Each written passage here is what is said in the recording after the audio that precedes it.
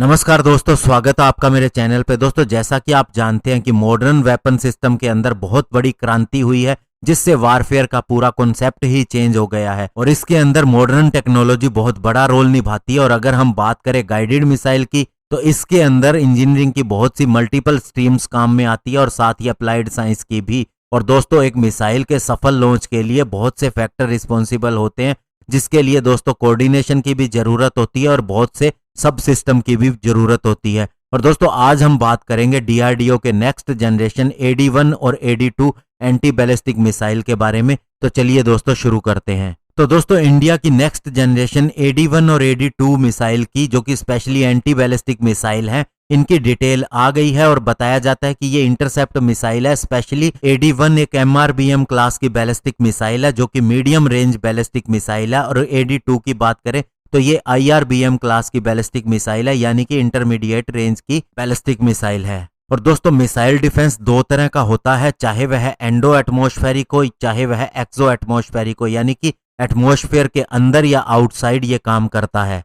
क्योंकि दोस्तों, ballistic missile की ट्रेजेक्टरी जो होती है, जो वो एक पाथ बनाती है टेढ़ा, वो अर्थ के एटमॉस्फेयर के इनसाइड भी होता है, आउटसाइड भी होता है। तो इसीलिए हमने दो तरह की इस तरह की मिसाइल बनाई है, ताकि वह दोनों तरह से इंटरसेप्ट इनको कर सके। और दोस्तों, इन दोनों तरह की मिसाइल के एडवांटेजेस भी हैं और डिसएडवांटेजेस भी हैं। जैसे दोस्तों, हम बात करें एंडो एटमॉस्फेरिक इंटरसेप्शन की, यानी कि जो एटमॉस्फेयर के अंदर होती है, उस तरह की मिसाइल के लिए लाइट होना जरूरी होता है और साथ ही इसकी मोबाइलिटी ज्यादा होनी चाहिए। और चूंकि दोस्तों इसकी रेंज लिमिटेड होती है, इसीलिए इसको ज्यादा संख्या के अंदर डिप्लॉय करना पड़ता है। और चूंकि दोस्तों जिस मिसाइल को इंटरसेप्ट करना है वो नजदीक होती है, इसलिए डिसीजन टाइम भी बहुत ज्यादा कम हो जाता है और एक खतरा होता है कि न्यूक्लियर फॉल आउट ना हो जाए अपनी ही टेरिटरी के अंदर। और वहीं दोस्तों, अगर हम बात करें एक्सो एटमॉस्फेरिक इंटरसेप्शन की, तो ये मिसाइल दूरी पर होती है, इसीलिए हमें ज्यादा डिसीजन का टाइम मिल जाता है और साथ ही एक बड़े एरिया को हम कम एंटी बैलिस्टिक मिसाइल के द्वारा डिफेंड कर सकते हैं।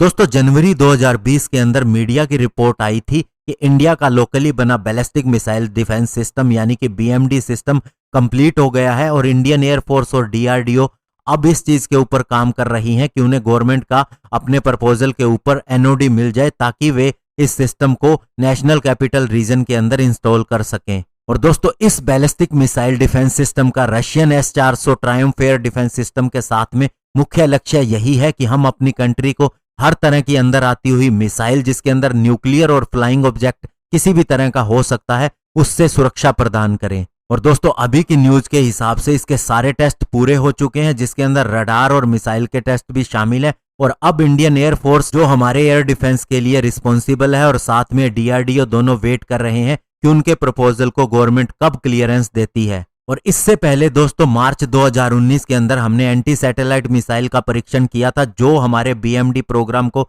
बहुत बड़ा बूस्ट देता है। क्योंकि दोस्तों, चाइना के DF मिसाइल के अंदर ये क्षमता है, जो कि स्पेस से भी एंटर करके अर्थ के एटमॉस्फेयर में दोबारा से री एंट्री करती है। तो ऐसे में उसको गिराने के लिए इसी तरह की क्षमता की जरूरत थी। और दूसरी तरफ दोस्तों, अगर हम करें पाकिस्तान की बैलिस्टिक मिसाइल की बात, तो वो बहुत ज्यादा पुरानी हो चुकी है। उसकी टेक्नोलॉजी सोवियत ईरा की है, जो चाइना और नॉर्थ कोरिया ने प्रोवाइड की थी। और यह भी माना जाता है कि चाइना ने अभी लेटेस्ट टेक्नोलॉजी की मिसाइल की टेक्नोलॉजी पाकिस्तान को नहीं दी है। और दोस्तों, इसका सीधा सा कारण यह भी है कि केवल भारत को उकसाने के लिए पाकिस्तान को जितना जरूरी है, चाइना उसे सामान देता है, लेकिन अपनी लेटेस्ट टेक्नोलॉजी पाकिस्तान को नहीं दे रहा, क्योंकि कल को उसको पाकिस्तान से भी खतरा हो सकता है। क्योंकि जैसे वह मुस्लिम्स को ट्रीट कर रहा है अपने एरिया के अंदर, तो जैसे ही उसने पाकिस्तान को लोन देना बंद करेगा तो पाकिस्तान जरूर चिल्लाएगा।